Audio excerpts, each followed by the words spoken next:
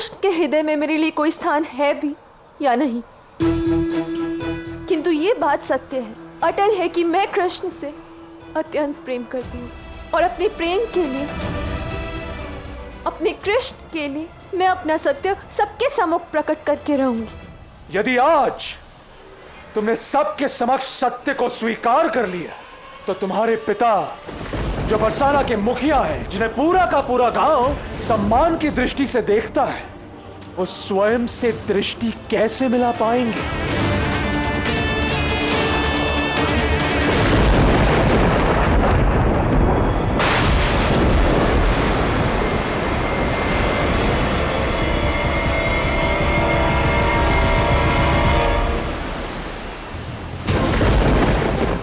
यमुना जी की लहरें मेरे आराध्य के चरण स्पर्श करके लौट गई।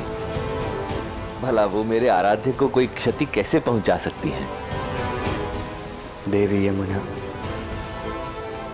आज मुझ पर कोई कृपा मत दिखाना। मेरे इस प्रायश्चित में मुझे आपका ये प्रकोप सहने दो। राधा का कर्म फल मुझे चुकाने दो।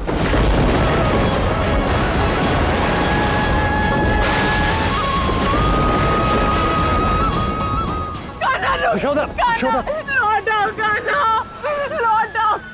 यशोदा, विलाप करने से कोई लाभ नहीं होगा। कान्हा को प्रायश्चित करके ही लौटना होगा। कान्हा मेरा लल्ला।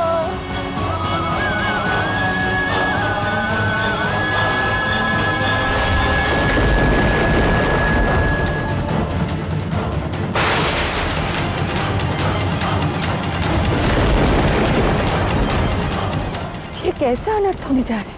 महादेव और नारायण के रहने पर भी यमुना शांत नहीं हो रही।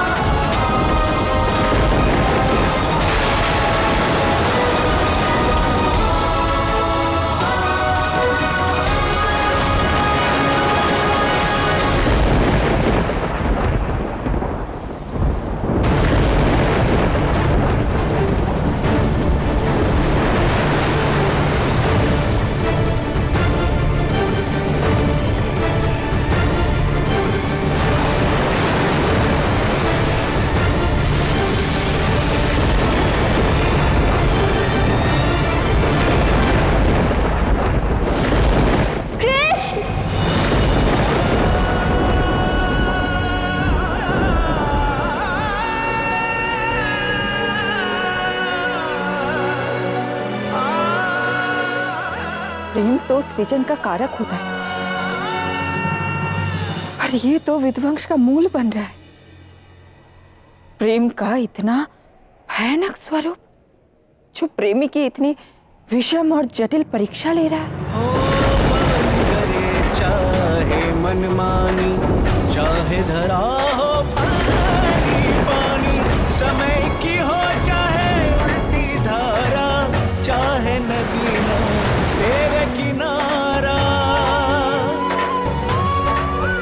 हो प्रेम जो अपने हृदय में मैं ऐसा कैसे होने दे सकती हूँ?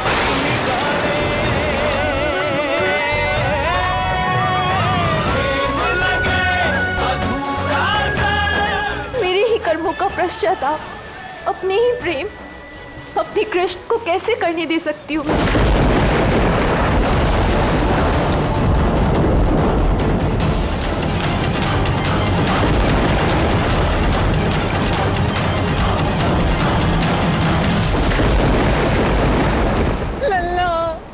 एक और मेरे माता पिता का मान सम्मान, और दूसरी ओर मेरा प्रेम कृष्ण।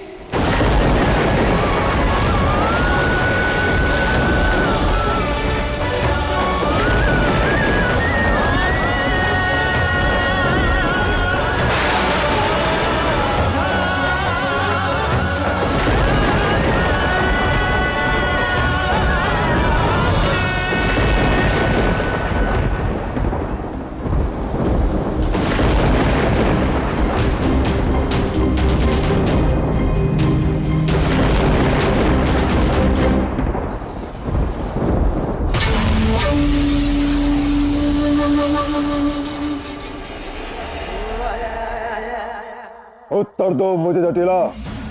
बताओ मुझे, यदि वो कृष्ण मेरे भेजे भयानक से भयानक घातक असुरों का अंत करने का सामर्थ्य रखता है, और यदि आकाशवाणी के अनुसार वो ही मेरा काल है, तो वो मथुरा क्यों नहीं आता? क्यों नहीं खाता मेरा अंत?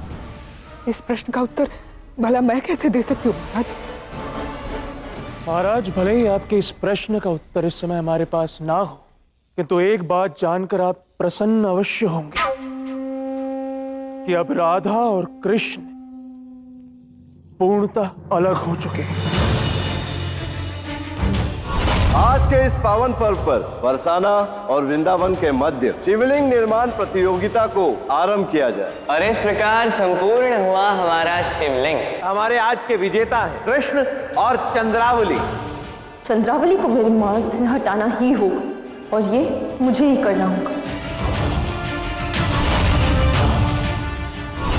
फूल चंद्रावली ने अर्पण किए थे। चंद्रावली को इस महापाप का प्रायश्चित करना होगा। शिवलिंग को खंडित करने का महापाप मुझसे हुआ। अर्थात मुझे मेरे प्रश्न का उत्तर मिल गया है।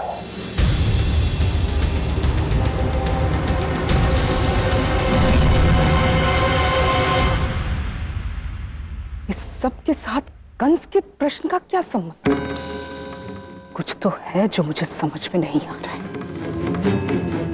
जो जटिला की जटिल बुद्धि को भी मात दे रहा है।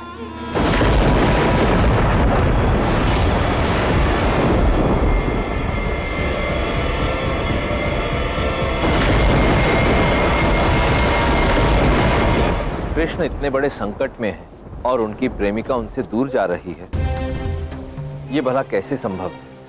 अर्थात स्मरण है, कृष्ण ने कहा था कि मैं उनके बड़े भाई के समान हूं। अब तुम ही बताओ, कोई छोटा भाई अपने बड़े भाई से भला कुछ छिपाता है? कृष्ण ने मुझे सब कुछ बता दिया। राधा, देखो, जब कृष्ण ने अपने हृदय की सारी बातें मुझे निसंकोच होकर बता दी, तो तुम भी निसंकोच मुझे सब बता सकती हो। और चिंता मत करो, मैं किसी से कुछ नहीं कहूंगा।